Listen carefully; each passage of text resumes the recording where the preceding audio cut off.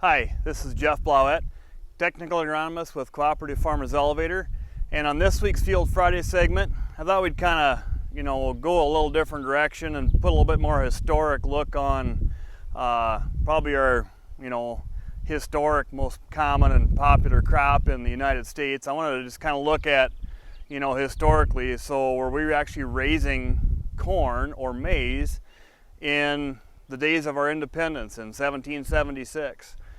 With the 4th of July here and the holiday. So I thought I'd just kind of look at that and talk about that a little bit. With a little research, they were raising corn. It was a fairly popular crop by the time 1776 got here.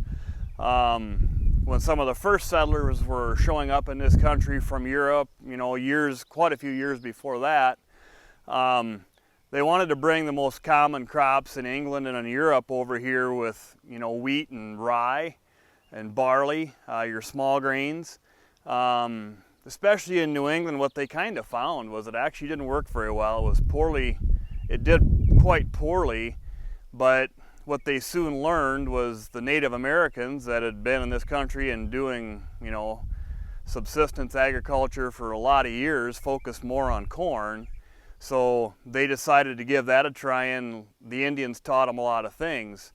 So they learned how to plant corn and grow corn from the Indians, which we've all probably kind of heard, but it is actually real. They did actually bury a fish by the seed for fertility, so that corn plant could grow and feed very well. But it was kind of interesting as I read into it. The Europeans, especially the English, looked down upon corn as a savage crop because that's what they knew of the Indians. They considered them savages.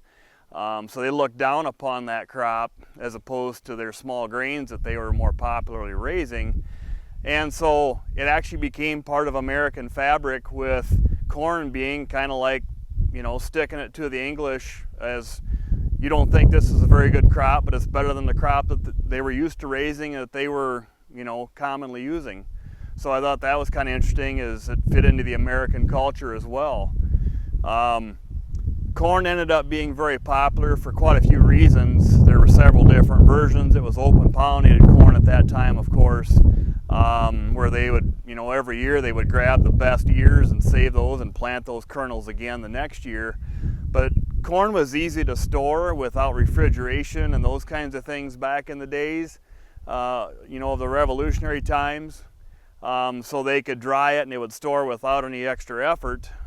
So they used a lot of different versions of corn. They had, a lot of heirloom corn where they had, flint varieties. Popcorn was actually used. Flour varieties. Flint corn had a harder kernel, so it resisted disease and insects better by itself than the straight flour corn. Flour corn was raised as well. That had a softer kernel texture, was easier to fine grind into cornmeal and various other things. It actually goes back to sweet corn was raised, but it was kind of rare and was considered a delicacy back in that time frame. And then popcorn was also a crop that was raised, and they would put it in a canister or whatever over fire and pop it and have popcorn. So I just thought it was kind of interesting to look into the history of corn and what it actually meant to this country back in our 250 year ago Declaration of Independence time. And that was actually a pretty significant crop even then. So I just kind of thought that was kind of neat. Thought I'd talk about that with our anniversary here and do something a little different. So with that, that's this week's Field Friday segment, and we'll see you next week.